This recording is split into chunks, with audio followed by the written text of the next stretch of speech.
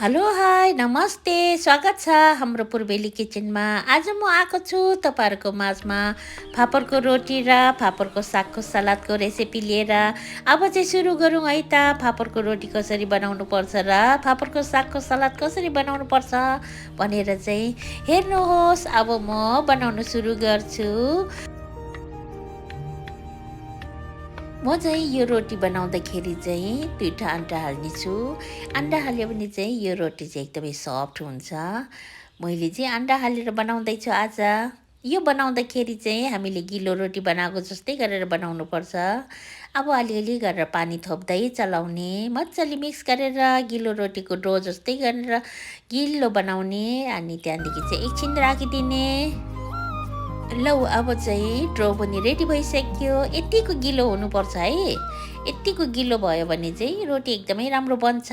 अब यो सागलाई पनि यहाँ बलमा खनाइदिउँ।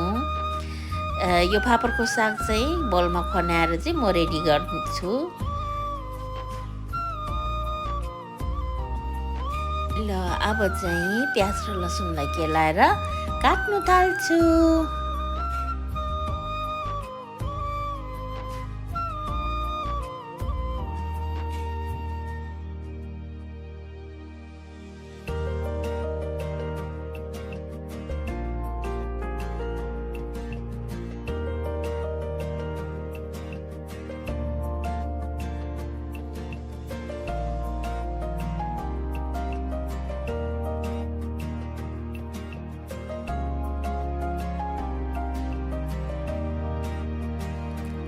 यो फापरको सागको सलाद र फापरको रोटी कसले खानुभएको छ कमेन्ट बक्समा कमेन्ट लेख्नु चाहिँ नभुल्नुहोला। र मेरो भिडियोलाई राम्रो लाग्यो भने साथीभाइहरूसँग सेयर पनि गर्नुहोस् है त। अनि तपाईँहरूले चाहिँ खानुभएको छैन भने चाहिँ एकचोटि बनाएर खानुहोस् यो रेसिपी चाहिँ। अब चाहिँ पेन बसाएर चाहिँ तेल हाल्नेछु र म तेल चाहिँ तोरीको तेल नै युज गर्छु।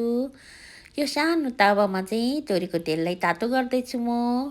तोरीको तेल तातो भइसकेपछि चाहिँ प्याज र लसुन काटेकोलाई हालिदिने। अनि यहाँ चाहिँ म हाल्दैछु सुकेको खोर्सानी र अनि कुटेको टिमुर।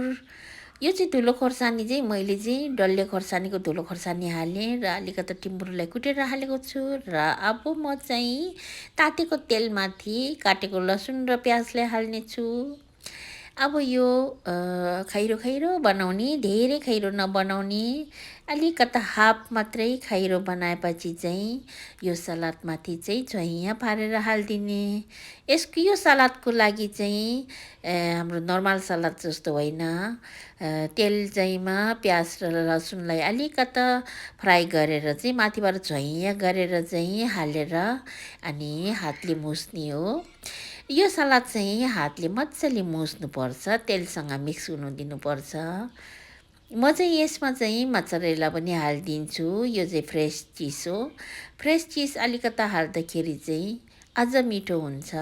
तपाईँहरूसँग फ्रेस चिज नभए तापनि हुन्छ। र तेल मात्रै तेल र प्याज हालेर चाहिँ झैँया पारेर मुछेर खाँदा पनि हुन्छ। र मलाई चाहिँ चिज भएकोले चाहिँ मैले चाहिँ चिज पनि हाल्दैछु। अलिकता चिज हालेर चाहिँ मुछिदिनेछु। अब चाहिँ यो मोत्सरेलालाई हालेर चाहिँ मजाले मिक्स गर्छु है त।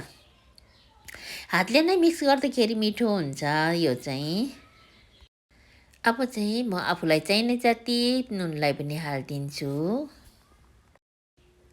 लु अब चाहिँ नुनलाई हालिसकेँ। अब चाहिँ म हातले नै मजाले मोल्नेछु।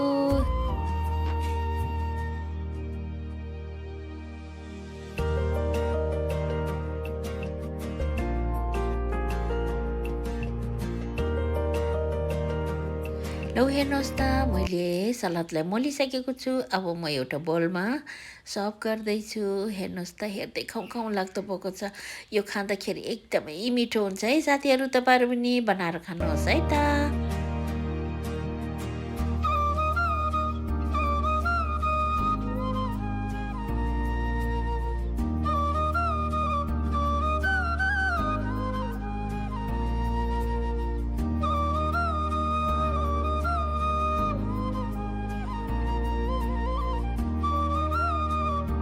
सलादले बनाइसकेको छु।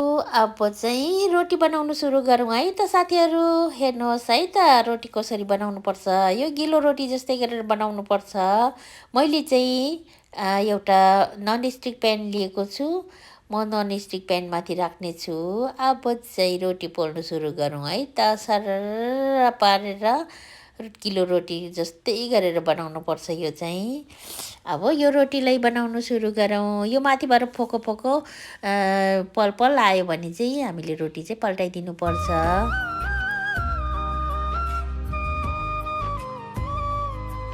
अब चाहिँ मैले रोटी बनाएर भ्याइसकेको छु। सलाद त अघि नै बनाइसकेको छु। अब चाहिँ रोटी खानु सुरु गरौँ है त।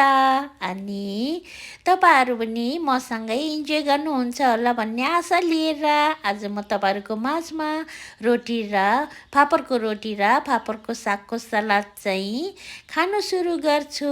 फर्स्ट बाइट चाहिँ तपाईँहरूलाई।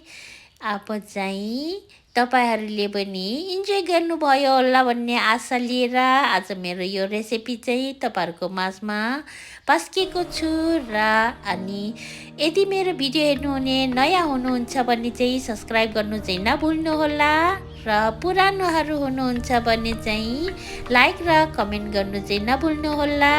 आजको लागि बिदा लिन चाहन्छु। By by. अनि अर्को भिडियोमा फेरि भेटौँला।